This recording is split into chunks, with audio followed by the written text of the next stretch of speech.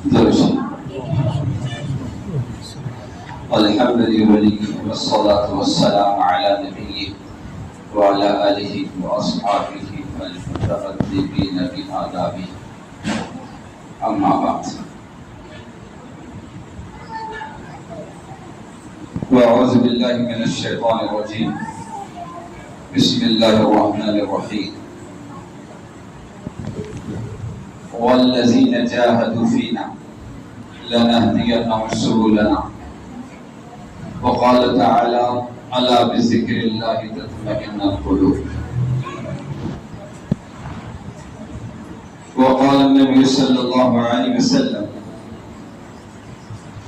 يا بني أقيم الصلاة وأمر بالمعروف ونهى عن المنكر واصبر على ما أصابك إن ذلك من عزم الأمور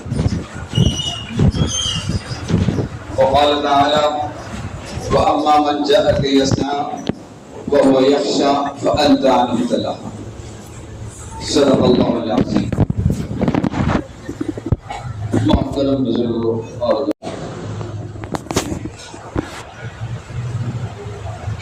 اللہ تبارک و تعالی نے یہ پوری کائنات تقابل مقابلوں کی کائنات بنائی ہے. یہاں مقابلے چلتے ہیں اور ہر چیز اپنے مقابل سے پہچانی جاتی ہے. اگر دنیا میں رات ہے تو مقابلے میں دن ہے، علم ہے مقابلے میں جہالت ہے، ضلالت و گمراہی ہے مقابلے میں ہدایت ہے، توحید ہے مقابلے میں شرک ہے، شر ہے مقابلے میں خیر ہے، برائی ہے مقابلے میں بھلائی ہے. یہ پورا عالم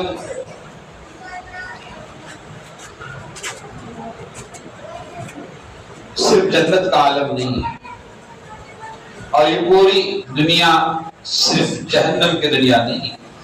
اللہ تبارک و تعالیٰ نے اس پوری کائنات کو جنت اور جہنم سے ملا کر بنایا ہے. لیکن بھلائی کے لیے، اچھائیوں کے لیے اور بھلا انسان بننے کے لیے محنت ہے، اور برائی کے لیے، برا بننے کے لیے محنت کی ضرورت نہیں ہے. اچھائیوں پر محنت ہے، برائیوں پر محنت نہیں ہے. بڑے عجیب مثالیں ہمارے کابرین دیا کرتے ہیں.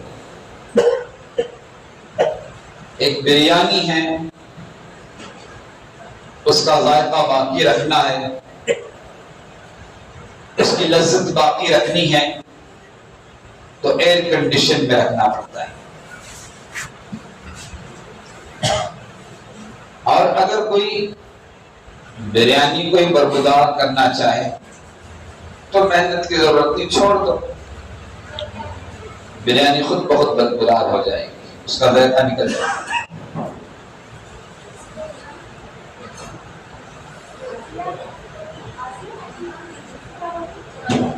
باغیچہ کی خوبیاں یہ ہے، اگر کہیں شہر میں عام طور پر باغیچے ہوتے ہیں تو وہاں کی پھولوں کی مہک، وہاں کا ماحول، درد سر کا بھی سر درد کا موجہ بھی اگر کوئی اندر چلا جائے. لیکن محنت ہے اس کے پیچھے. اس باغیچے کے بنانے پر اس کی خوبیوں کو باقی رکھنے کے لیے مالی رکھیں. مالی جہاں پانی دینا ہے پانی دے گا، جہاں سے گھاس نکالنا ہے گھاس نکال لے گا، جہاں سے زائد چیزیں نکالنی ہے وہاں سے وہ نکالے گا. لیکن اگر کوئی باغیچے کو ویران کرنا چاہے، برباد کرنا چاہے، جھاڑ جنگل بنانا چاہے، محنت کی ضرورت نہیں، مالی چھوڑ دو، نکال دو، باغیچے کو ایسا ہی چھوڑ دو، باغیچہ خود بخود برباد ہو جائے. ایسی دوستوں دلوں کو بنانا ہے نا تو محنتوں کی ضرورت ہے، اور دلوں کو بگاڑنا ہے تو محنتوں کی ضرورت ہے۔ ہمارے بچے ہمارے سامنے ہوتے ہیں، ان میں اگر ان میں بھلائیاں منتقل کرنا ہے، انہیں اچھا بنانا ہے تو ہمیں محنت کرنی پڑتی ہے بچے کے پیچھے۔ اسے اچھے کالج، ہائی اسکول، جامعہ، مدرسہ میں ہم رکھتے ہیں، جدائی کی برداشت کرتے ہیں، بچے کمال کے مالک بن جاتے ہیں۔ لیکن اگر بچوں کو بگاڑنا ہے نا تو محنتوں کی ضرورت نہیں ہے، چھوڑ دو، فضا ماحول خود بخود انہیں موالی بنا دے گا۔ اللہ نے استعداد ہر انسان میں دی ہے، صلاحیت ہر انسان میں دی ہے، اور انسان اپنی ماں کے پیٹ سے ہی وہ چیزیں لے کر آتا ہے۔ اللہ تبارک و تعالی نے تدبر، تفکر کی صلاحیتیں رکھی تاکہ غور و فکر، عقل کا صحیح استعمال کر کے ہم آگے بڑھیں، اپنے آنکھوں کا صحیح استعمال کر کے معلومات میں اضافہ کریں۔ ماں کے پیٹ سے کوئی علم لے کر نہیں آتا، محنت کرنی پڑتی ہے دنیا میں۔ ایک پتھر کا بے قیمت ٹکڑا جب سال ہا سال دھوپ میں پڑا رہتا ہے، آفتاب کی تپش کو اور اس کی گرمی کو برداشت کرتا ہے، تب جا کر ایک باقیمت لال بنتا ہے۔ ایک معصوم بچہ سال ہا سال رہتا ہے، استاد کی مار اور سختیوں کو برداشت کرتا ہے، تب جا کر وہ ایک باکمال عالم اور حافظ قرآن بنتا ہے۔ اور یہ جتنے ہم بیٹے ہیں، ہم سب، میری ذات بھی اس میں شامل، ہم کمال والے، ہم کمال والے نہیں۔ یہ جو کچھ کمال آئے گا اور جو کچھ استعداد بنے گی اور جتنی اصلاح ہوگی ہمارے اپنے دلوں کی، وہ اللہ کی طرف سے، وہ سب کچھ اللہ منتقل کرے گا۔ ہم کیا ہیں؟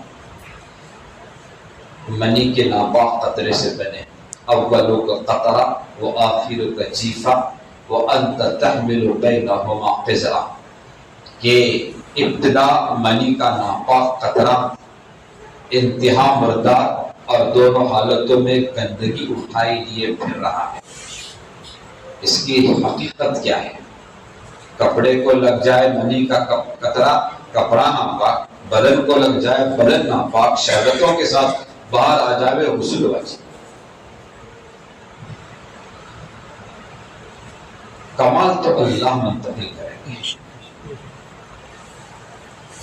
اور جو کچھ آئے گا وہ اللہ کی طرف سے، نبی ہو یا رسول ہو۔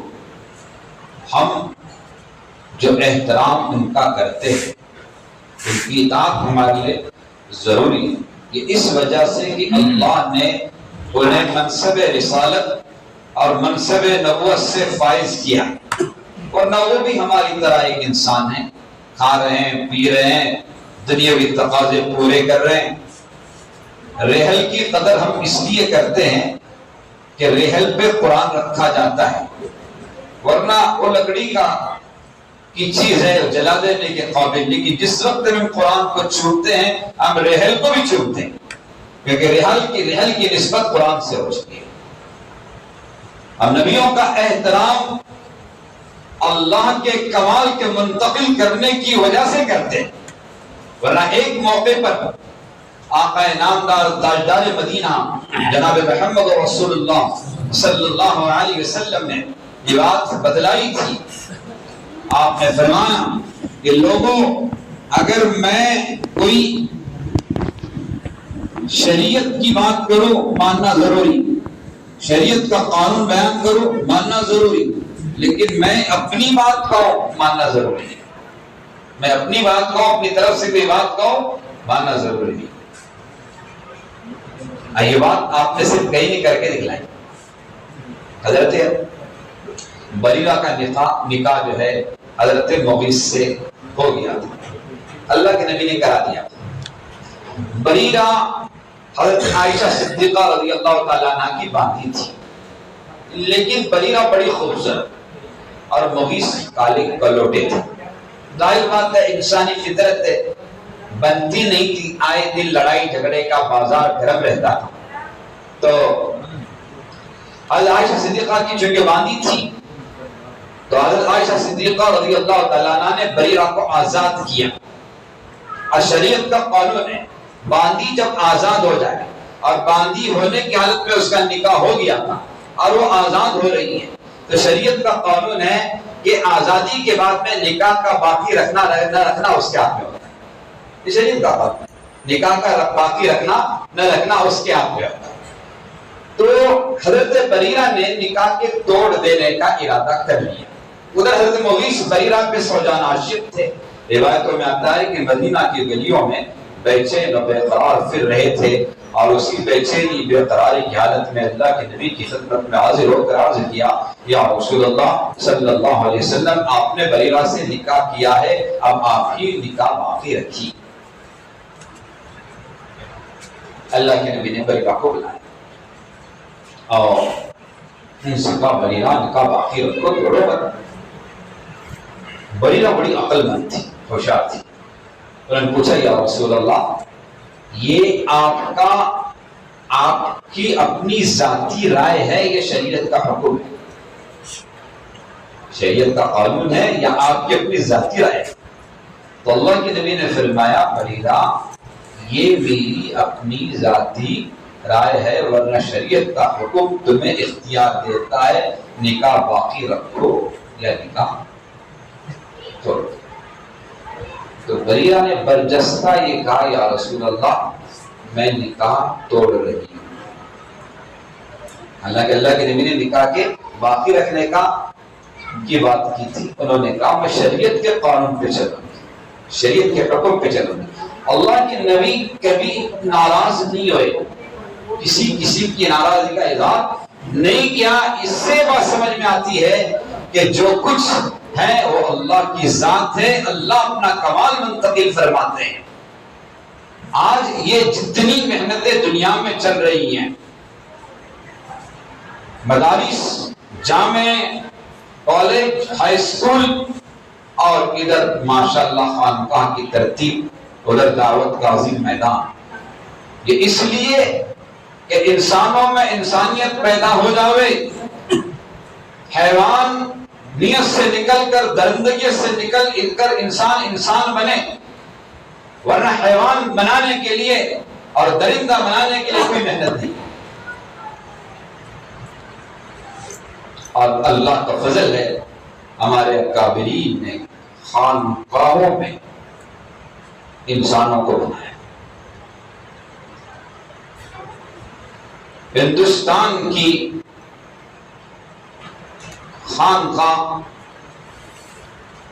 رائے پور، جہاں بڑے بڑے اکابرین پہنچتے تھے. صورت تو بنی تھی، صورت بنانے کے لیے آتے تھے. ظاہر تو بنا تھا، باطن بنانے کے لیے آتے تھے. اور دوستو، نہ مال اور نہ صورت، نہ ظاہر کمال کی چیز نہیں. سیرت کا بننا، باطن کا بننا، یہ کمال ہے. اگر ہم صرف صورت کو بنا لیں اور ظاہر کو بنا لیں اور ہم نے اپنے باطن کو چھوڑ دیا، ہم نے سیرت پر کوئی محنت نہیں کی، تو ایسا ہے جیسا سنڈاس پہ چاندی کا واقعہ کہ دور سے آدمی دیکھے گا مٹھائی اور ٹٹولے گا تو اندر سنڈاس. صورت بنی ہے، سیرت نہیں بنی ہے. صورت بنی ہے اور سیرت نہیں بنی ہے. ظاہر بنا ہے، باطن نہیں بنا ہے. لیکن اگر کسی نے اپنے صورت کے ساتھ میں سیرت کو بنایا، اپنے ظاہر کے ساتھ میں اپنے باطن کو بنایا، تو ایسا ہے جیسے مٹھائی پہ چاندی کا ورق، کہ مٹھائی تو اچھی ہے، چاندی کا ورق لگ جانے سے اس کے اندر اور بھی زیادہ رونق پیدا ہوئی، جسے کہتے ہیں ہمارے یہاں نور الانور، سونے پہ سہاگا، سونے پہ سہاگا۔ امام حسین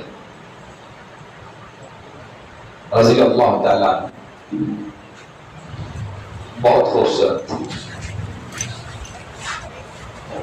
آپ جناب محمد رسول اللہ صلی اللہ علیہ وسلم سے آپ کی صورت ملتی جلتی تھی،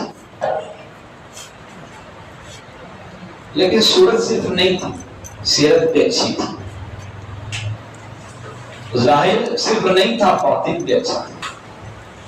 اسی لیے وقت کے بڑے بڑے حضرت امام حسین کا احترام کرتے تھے، عزت کرتے تھے، حالانکہ وہ ان کے سامنے کے بچے تھے، لیکن احترام انہوں نے کیا۔ ابو ہریرہ رضی اللہ تعالیٰ عنہ 5000 حدیثیں ان سے منقول ہیں، وہ امام حسین کا کی عزت ایسی کرتے تھے کہ جنازے میں جب امام حسین تشریف لائے تھے اور تھکے ہارے اونچی جگہ بیٹھے، تو ابو ہریرہ رضی اللہ تعالیٰ عنہ نے اپنے سر کا عمامہ نکالا اور ان کے قدموں میں بیٹھے اور ان کا جوتا اپنے عمامے سے صاف کرنے لگے۔ جو امام حسین نے دیکھا تو آنکھوں میں آنسو، کہنے لگے کہ چچا آپ تو میرے نانا کے زمانے کے چچا ہو، اور آپ یہ عمل، کہا بیٹا میں نے تیرے متعلق سنا ہے، جو تجھ سے محبت کرتا ہے وہ نبی سے محبت کرتا ہے، محمد رسول اللہ صلی اللہ علیہ وسلم سے محبت کرتا ہے، میں تو اپنی محبت کا ثبوت دے رہا ہوں۔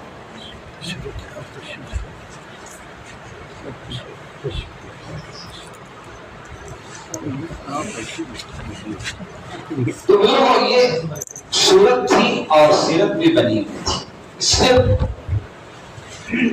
بڑی حکومت سے ٹکرا گئی، اپنی جان اللہ کے راہ میں قربان کر دی، لیکن سمجھوتا نہیں کیا، بتا کر گردنیں سکھلا گئے کربلا والے، کبھی باطل کیا کہ چھپا نہیں سکتے خدا والے، لیکن کیا ہوا؟ امام حسین کو قیامت تک لوگ یاد کریں گے۔ نہ زیاد کا ظلم رہا، نہ یزید کی جفا رہا جو نام حسین جسے زندہ کرتی ہے کربلا۔ دوستو یہ پورا مجمع انشاءاللہ ارادہ کرے، عزم کرے کہ جس طرح ہم مجلسوں میں شرکت کر رہے ہیں، ہم اپنی سیرت پر محنت کریں، ہم اپنے باطن کو بنائیں۔ ارسطو مشہور حکیم فلسفی گزرا، رات دن جڑی بوٹیوں کی تلاش پہ رہتا تھا، لیکن فقیر تھا، اللہ والا تھا۔ ایک موقع پر راستے پہ سو رہا تھا، بادشاہ کی سواری کا گزر وہاں سے ہوا، آگے آگے ہوم گارڈ تھے اور اس کی پولیس تھی جو آواز لگا رہی تھے کہ ہٹو بچو ہٹو بچو، بادشاہ سلامت آ رہے ہیں۔ لوگ ہٹ رہے تھے، لیکن یہ بڑا سوتا رہا، اسے کسی بات کی کوئی خبر نہیں۔ بادشاہ کی سواری کا گزر وہاں سے ہوا، بادشاہ نے اسے اس طرح سوتے دیکھ کر غصے میں ٹھوکر ماری، تو وہ اپنی آنکھیں ملتا ہوا اٹھا۔ بادشاہ نے پوچھا گستاخ تو جانتا نہیں میں کون ہوں؟ تو ارسطو نے بڑے اطمینان سے جواب دیا کہ آپ جنگل کے درندے ہیں، اس لیے کہ وہی ٹھوکر مار کر چلتے ہیں۔ اسے اور غصہ آیا، اس نے کہا گستاخ میرے پاس بلا فوج، تخت، تاج، حکومت، سلطنت، اور تم میرے سے یہ گستاخانہ انداز اختیار کیے ہوئے۔ تو اس نے کہا یہ تو تیرے باہر کا ہے، تیرے اندر کیا ہے؟ تیرے اندر کیا؟ رات کو تو تاج اٹھا کر بازو رکھتا ہے، سو جاتا ہے، کوئی بھی طرح تاج چھین سکتا ہے، اور یہ جتنی آگے پیچھے تیری فوج ہے یہ اس وقت تک ہے جب تک تو تیری سلطنت باقی ہے، اور جس دن تیری سلطنت حکومت نکل جائے گی تیرا ملک میں رہنا بھی مشکل ہوگا۔ اگر تو کمال والا ہے اور تیرے اندر کوئی کمال ہے تو چل دونوں لنگی باندھتے ہیں، اب بیچ دریا میں کودتے ہیں، بتا تو وہاں تیرا کمال کیا ہے، میرا کمال کیا ہے۔ اس وقت میں بادشاہ کو اپنی حقیقت نظر آئی، اس نے اپنی گردن نیچے کر دی۔ دوستو یہ جو کچھ کمالات ہیں اللہ کی طرف سے ہیں، اور اس کے لیے ہمیں اللہ کے قریب آنا ہوگا، اور جتنا ہم قریب آئیں گے اتنا کمال منتقل ہوگا۔ اس کے لیے امام غزالی رحمۃ اللہ علیہ نے اپنی کتاب احیاء العلوم میں 4 طریقے لکھے ہیں اصلاح انسان کی اپنی اصلاح کا۔ ان میں سے کوئی ایک طریقہ بھی اپنا لیں تو بھی اصلاح ہو سکتی ہے، لیکن اگر ان میں سے ایک طریقہ بھی اپنا لیں تو اصلاح ہوگی۔ چاروں اگر مل جائے تو سونے پہ سہاگا۔ اس میں پہلا طریقہ انہوں نے لکھا ہے وہ اللہ والوں کی صحبت، نیک لوگوں کی صحبت۔ یہ صحبت سے اثرات ہوتے ہیں، کہتے ہیں نا کہ خربوزے کو دیکھ کر خربوزہ رنگ پکڑ لیتا ہے، کتنے پھل ایسے ہیں جو دوسرے کو رنگین ہوتا ہوا دیکھتے ہیں تو خود بھی رنگین ہو جاتے ہیں۔ عطر کی بوتل کو اگر ہم کپڑے میں رکھیں تھوڑی دیر کے بعد نکالو تو کپڑے سے بھی خوشبو آتی ہے۔ کئی اللہ والے کئی بڑے، حتیٰ کہ ہم نے اپنے ناک سے ایک پیغمبر کی قبر سے مشک کی خوشبو آتی ہوئی دیکھی، سنا اس کو، ہم نے اپنے ساتھیوں کو سنایا، سوراخ تھا اس میں سے خوشبو آ گئی تھی۔ مولانا ذوالفقار صاحب نقشبندی سے کسی نے پوچھا کہ کیا وجہ ہوتی ہے تو انہوں نے کہا کہ ان کا جسم، اللہ والوں کا جسم عطر کی طرح اور گلاب کے پھول کی طرح رہتا ہے، وہ جہاں رہے گا وہ مہکے گا اور دوسروں کو خوشبو دے گا۔ یہ اثرات ہوتے ہیں۔ اب دنیا داروں کے پاس بیٹھیں گے تو دنیا کے اثرات ہوں گے، اللہ والوں کے پاس بیٹھیں گے تو اللہ والوں کے اثرات دلوں پہ اتریں گے۔ یہ جو صحابہ کو مقام ملا، اتنا بڑا مقام ملا صحابہ کو کہ دنیا کے تمام اقدار و اولاد مل کر بھی ایک صحابی کے ایمان کا مقابلہ نہیں کر سکتے۔ شیخ عبد القادر جیلانی محبوب سبحانی پیران پیر دستگیر نے یہ فرمایا کہ میں اولیاء کا سردار، لیکن جب امام لوگ حضرت امیر معاویہ کو تنقید و تنقیص کا نشانہ بناتے ہیں کہ انہوں نے حضرت علی کی خلافت چھین لی تھی، تو میں سید الاولیاء میری یہ بات سنو، امام حضرت امیر معاویہ رضی اللہ تعالیٰ عنہ جب جناب محمد رسول اللہ صلی اللہ علیہ وسلم کے ساتھ میں میدان جنگ میں ہوتے اور گھوڑا دوڑاتے اور وہ دھول معاویہ کے گھوڑوں کے ٹاپوں پر گرتی تھی، میں سید عبد القادر جیلانی محبوب سبحانی معاویہ رضی اللہ تعالیٰ عنہ کی ٹاپوں پر گرنے والی دھول کے برابر میں۔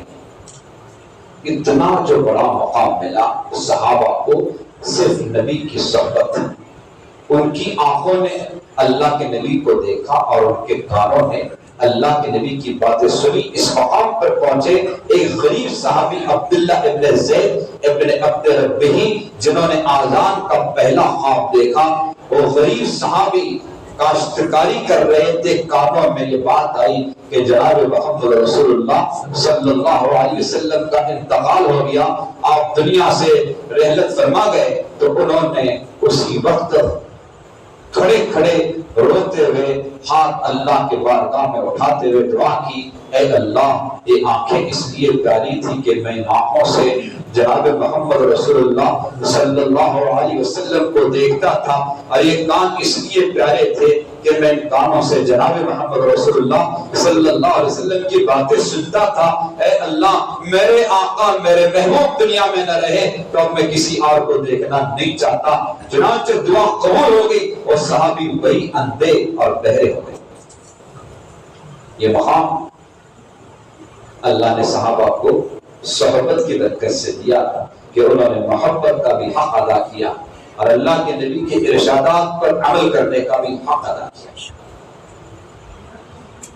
سورج جب اپنی گرمی منتقل کرتا ہے نا، اور اس کی شعاعیں سے سب سے زیادہ نفع وہ اٹھاتا ہے جو بالکل سورج کی دھوپ کے نیچے ہو، اور جو کمرے میں ہوتا ہے اس کو نفع اس سے تھوڑا کم ملتا ہے، جو تہخانے میں ہوتا ہے اس سے ان کو اور کم ملتا ہے۔ صحابہ کی آنکھوں نے سیدھا اللہ کے نبی کو دیکھا ہے، ان کے کانوں نے اللہ کے نبی کی باتیں سنی ہیں، اس لیے ان کا مقام بہت اونچا ہے، ان کا مقام بہت اونچا ہے۔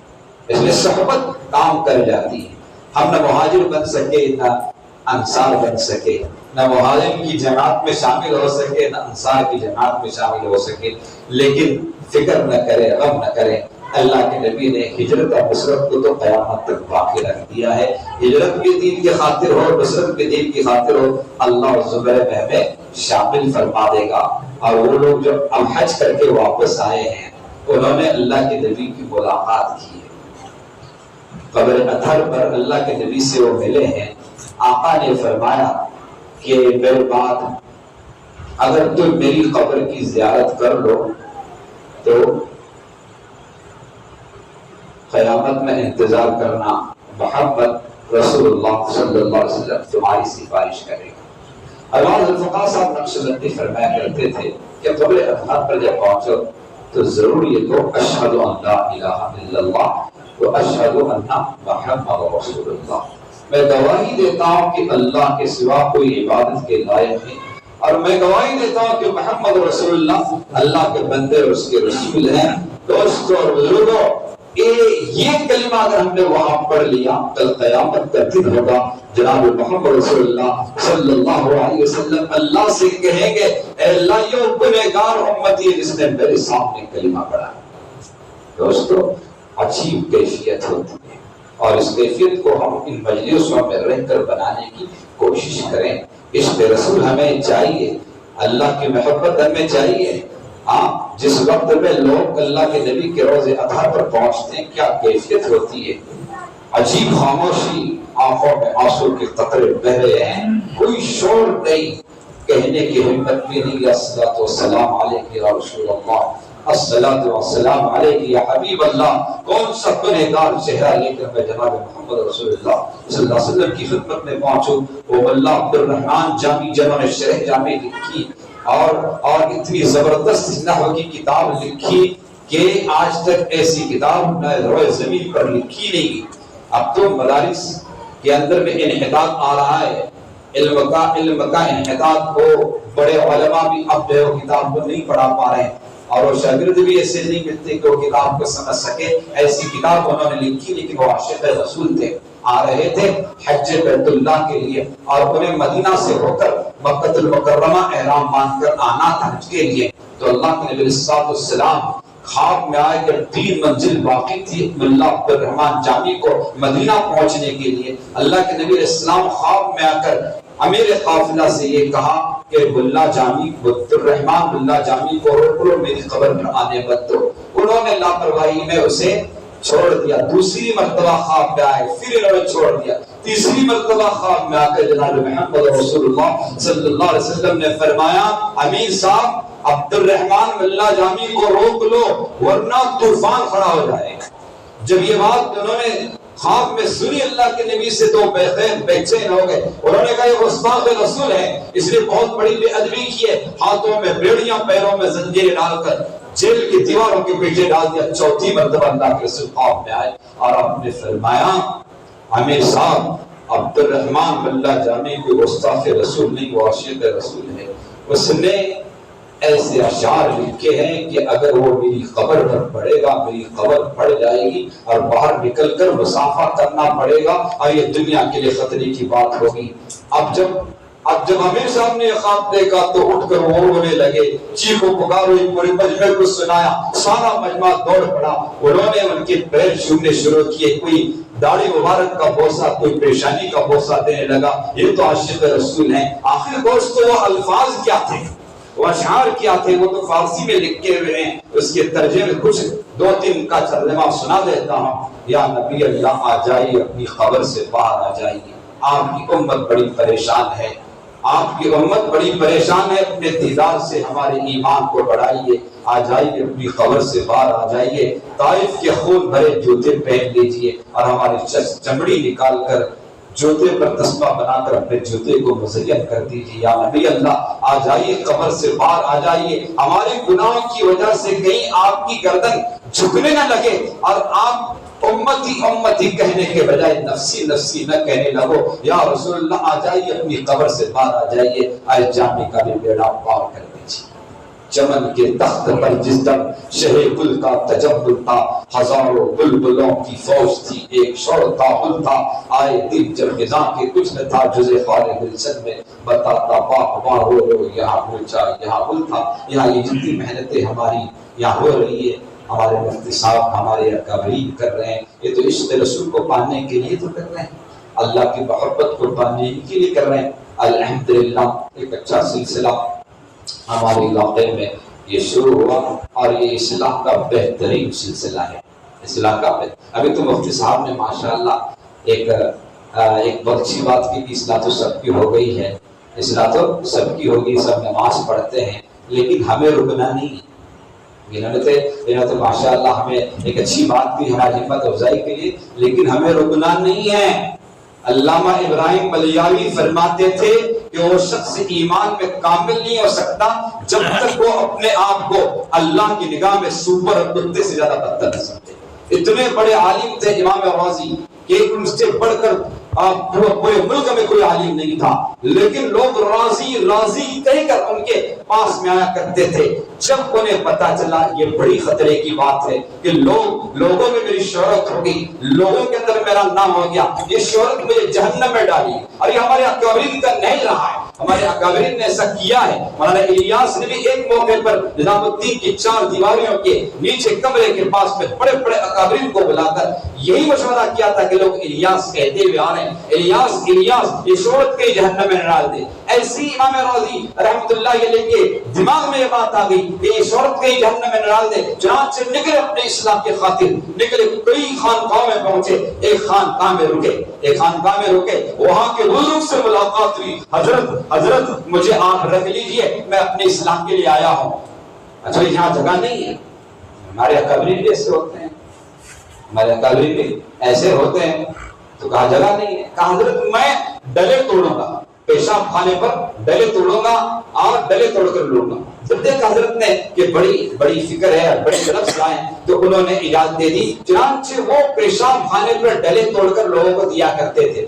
مذاہب مسافر میں ایک زمانے میں ہم نے دیکھا تھا کہ ڈلے بچے استعمال کرتے تھے، اور اب تو بہت ختم ہو گیا، اب تو صرف پانی کا استعمال ہو رہا ہے۔ ڈلے استعمال کے بعد میں پانی کا استعمال یہ صحیح طریقہ باقی کا خیر وہ دیتے تھے، کئی دن تک دیتے رہے اور پھر روتے تھے، اے اللہ اگر کسی کو پتا چلا کہ راضی تو کتنا گنہگار ہے تو لوگ تیرے ہاتھوں سے ڈلے لے کر اپنے شرمگاہ کو ناپاک کہیں گے کہ اس کے ہاتھوں سے ڈلے لینا میری شرمگاہ، اپنی شرمگاہ کو ناپاک کرنا، یہ کہتے تھے روتے تھے۔ لیکن اللہ تبارک و تعالیٰ اللہ ہوتے ہیں، اپنے بندوں کا اظہار کر ہی دیتے ہیں۔ بندہ چاہے اخلاص کے ساتھ میں پہاڑی کے غار میں بھی عمل کرے، اللہ اس کی محبت کو فرشتوں میں اور فرشتوں سے اللہ اس کی محبت کو بندوں میں منتقل فرماتے ہیں، پھر وہ مرجع بن جاتا ہے، مرکز بن جاتا ہے۔ چنانچہ ایسا ہی ہوا کہ ایک مرتبہ ایک شخص کو ایک مسئلے کی ضرورت پڑی، تو انہوں نے خانقاہ کے بزرگ سے مسئلہ معلوم کیا، تو مسئلہ کا جواب ان کی بھی سمجھ میں نہ آیا، تو انہوں نے اپنے سامنے سارے بیٹھے ہوئے ان کو پوچھا، جو بڑے بڑے علماء تھے انہوں نے بھی دیکھا، انہوں نے بھی کتابیں نکالی، تو ان کی بھی جواب سمجھ میں نہ آیا، تو ان تمام علماء نے حضرت کے ساتھ میں مشورہ کیا، اس کا کوئی جواب دے سکتا ہے تو وہ امام راضی، آپ انہیں امام راضی کی پاس میں بھیج دیجیے۔ چنانچہ حضرت نے کہا بھائی آپ امام راضی سے ملاقات کر لو۔ وہ ٹی وی ٹیلی ویژن کا زمانہ تو نہیں تھا کہ لوگ تصویروں پہ پہچان لیں، چنانچہ وہ زمانہ تو ایسا ہی تھا، تو اس طریقے سے وہ بیچارہ باہر نکلا، امام راضی وہی کونے میں بیٹھے ہوئے تھے۔ جب انہیں پتا چلا یہ جائے گا میرے پاس میں میں نہیں ملوں گا تو وہ پریشان ہو جائے گا، اس کی پریشانی کی خاطر باہر نکلے، اس سے پوچھا بھائی کیا مسئلہ ہے، تو انہوں نے امام راضی کو دیکھ کر کہا اچھے اچھوں نے بھی بتایا چپتی چپتی کا شوربہ بتلائے گا. تو امام راضی نے کہا کبھی کبھی مسئلہ اور سوال کے حل کے لیے پورے کاغذ کی ضرورت نہیں، پرزوں سے مسئلے حل ہو جاتے ہیں. جب اور اس نے یہ بات سنی تو اس نے وہ کاغذ دیا. امام راضی نے دیکھا پیچھے جواب لکھ دیا. بڑے عالم تھے. اب وہ جواب لے کر بھاگا. امام راضی رحمت اللہ علیہ کپکپانے لگے. ارے میں نے اس کی پریشانی تو دور کر دی لیکن میں خود اپنی پریشانی میں آ گیا. وہ گیا حضرت کے پاس میں دکھایا خانقاہ کے بزرگ کو، علماء کو دکھایا کہ حضرت یہ جواب بالکل صحیح ہے. لیکن علماء نے کہا کہ یہ امام راضی کی تحریر ہے. یہ امام راضی کی تحریر اپنے خطوط انہوں نے دکھایا حضرت یہ تحریر اس تحریر سے ملتی ہے. تو حضرت نے فرمایا بھائی کس نے لکھا تھا؟ وہ خانقاہ کے کنارے بیٹھا ہوا تھا. جب تک حضرت بھی آ کر بیٹھ گئے تھے تو حضرت کو بلایا بھائی تم کون ہو؟ تو اس نے کہا حضرت میں آپ کے خانقاہ میں ڈلے توڑتا ہوں اور لوگوں کو پیشاب لے دیتا ہوں. بھائی تم ہو کون؟ آخر تمہارا نام کیا؟ حضرت اب تو پریشان ہو گئے. حضرت مجھے راضی کہتے ہیں. بڑی آہستہ آواز میں جو حضرت کی چیخ رو پڑے روتے ہوئے کہا راضی تو اتنا بڑا عالم، ہندوستان اس ملک کا سب سے بڑا عالم، اور تو میرے یہاں پیشاب خانے پر ڈلے توڑ رہا ہے. دوستو لوگوں نے ہمارے قبری نے اصلاح ایسی کی ہے، اور جب ان کی اصلاح ہوتی تھی نا تو ہمارے جو بڑے ہوتے تھے وہ کہتے تھے پر اب تم لائق ہو گئے ہو نکل جاؤ. وہ کہتے حضرت ہم لائق نہیں ہیں، ہم کچھ نہیں کر سکتے. حضرت کہتے نکل جاؤ، اللہ نے تمہیں لائق بنایا. تب جا کر اللہ نے ان اکابر نے اتنا بڑا کام لیا کہ آج ہم سوچتے ہی رہتے ہیں کہ اتنا بڑا کام ان سے کیسے ہوا، کیونکہ انہوں نے اکابر کی جوتیوں میں بیٹھنا اپنے لیے سعادت سمجھا اور اپنے اصلاح فرمایا. اس لیے دوستو اصلاح کا ہر ایک محتاج ہے. ہم سب اصلاح کے لیے آئے ہیں اور ہم اپنے اصلاح کرتے رہیں. اور ایک بات عرض کرتا ہوں، ہمارے حضرت مولانا سجاد صاحب کبھی ہم سے کہا کرتے تھے، ہمارے مجلس میں پڑھتے کہا کرتے پہلی مجلس میں آتے ہو تو ہاتھ میں تسبیح ہوتی ہے اور دوسری مجلس میں آتے ہو تو سر پہ عمامہ ہوتا ہے اور اپنے آپ کو ولی سمجھتے ہو. شیطان ہو، اللہ کو دھوکہ دینا چاہتے ہو، اللہ کے رسول کو دھوکہ دینا چاہتے ہو. اپنے اصلاح کی فکر کرو، اپنے اصلاح کی حضرت فرماتے. اور دوستو آخر میں ہمارے یہاں بڑے بیٹھے ہیں موجود، جتنے بھی نبوی شعبے چل رہے ہیں سب کے لیے دعا کرو، اور ہر ایک کو محبت کی نگاہ، عظمت کی نگاہ اور ان کے لیے دعائیں. یہ ضروری ہے کیونکہ ذکر کا مقصد نبوی تمام شعبوں کا احیاء ہے. عربی مفتی صاحب نے فرمایا ذکر کا مقصد نبوی تمام شعبوں کا احیاء اور نبی کی تمام سنتیں اپنی حقیقت کے ساتھ میں زندہ ہو. یہ مقصد ہے. تو بھائی اس مقصد پہ اترنے کے لیے ہمیں اسی لائن کی محنت کرنی ہے اور ہمیں ایسا بننا ہے کہ کوئی بھی شعبے والا ہمیں یہ نہ کہے یہ تو کونے والی جماعت ہے، ایک طرف بیٹھی ذکر ہی کر رہی ہے. لیکن دوستو جہاں وما خلقت الجن والانس الا ليعبدون ہے، وہاں یرفع اللہ الذین آمنوا منکم والذین اوتوا العلم درجات بھی تو ہے. وہاں هل يستوي الذين يعلمون والذين لا يعلمون بھی تو ہے. وہاں کنتم خیر امة اخرجت للناس تأمرون بالمعروف وتنهون بالمنکر بھی ہے. وہاں اما من جاء يسعى ويخشى فأنت عنه تلهى. نبوی تمام شعبوں کے احیاء کے ساتھ میں جب ہمارا ذکر ہوگا تو ہمارا ذکر بنیاد بنے گا تمام نبوی شعبوں کو زندہ کرنے کا. یاد رکھیے یہ بنیاد ہے. حضرت مولانا الیاس صاحب نے مولانا یوسف صاحب کو جو امیر بنایا تھا اس کی وجہ یہ تھی کہ آپ نے اخیر میں بات فرمائی تھی خانقاہ کے بزرگوں سے کہ میرا بیٹا اللہ کا ذکر بہت کرتا ہے. روئے زمین پر اس نے اتنا ذکر کیا ہے کہ اس کا رواں اللہ کا ذکر کر رہا ہے. جتنی طاقت پیدا ہوئی ہے اور جتنی قوت پیدا ہوئی ہے، جتنے نبوی شعبے زندہ ہوئے ہیں وہ سب ذکر کی برکت سے ہوئے ہیں. ذکر روح اعمال کی، ورنہ اعمال ڈھانچے ہیں. ڈھانچے ہیں. اور یاد رکھیے پوری کائنات جو چل رہی ہے اور دنیا کا نظام جو چل رہا ہے وہ اللہ کے ذکر پر چل رہا ہے. جس دن ایک بھی اللہ اللہ کہنے والا روئے زمین پر نہیں رہے گا اللہ زمین و آسمان کی برف سے اڑا دیں گے. لا تقوم الساعة حتى يقال في الارض اللہ اللہ. ایک بھی روئے زمین پر اللہ اللہ کہنے والا نہیں ہوگا. اللہ زمین و آسمان کے نظام کو درہم برہم کر دیں گے. یہ روح ہے ذکر تمام اعمال کی. جتنے بھی نبوی شعبے ہوں, جتنے بھی محکمے ہوں اور جتنے بھی تنظیمیں ہوں, اس کے پیچھے اللہ کا ذکر کا ہی دخل ہے کہ ساری چیزیں اللہ کے ذکر سے چل رہی ہے. زمین کا پودا, زمین کے پودے کا درخت بھی اللہ کا ذکر کر رہا ہے. یہ درخت سے جب ہٹتا ہے پودا جسے پتا گرتا ہے یہ ذکر کے ختم ہونے کا وقت ہوتا ہے. اس لیے ذکر بنیاد ہے, ہم اسے بنیاد بنائیں. مولانا الیاس نے ہی فرمایا تھا کہ علم اور ذکر میری محنت کی بنیاد ہے اور میری محنت اس کے بغیر مردہ ہے, دادا گیری ہے, ضلالت اور گمراہی کا راستہ کھولے گی. یہ تو ماشاءاللہ ہمارے اکابر ہر شعبہ میں اس بات کو چلاتے ہیں. اللہ نے عمل کی توفیق عطا فرمائے اور اللہ اس مجلس کی قدر کی توفیق دے. ہم تو ویسے بھی اپنے بزرگوں سے فیض اٹھانے کے لیے آئے. مفتی صاحب نے بلایا تو طالب علم بن کر اپنی اصلاح کی خاطر میں نے یہ باتیں کہی ہیں.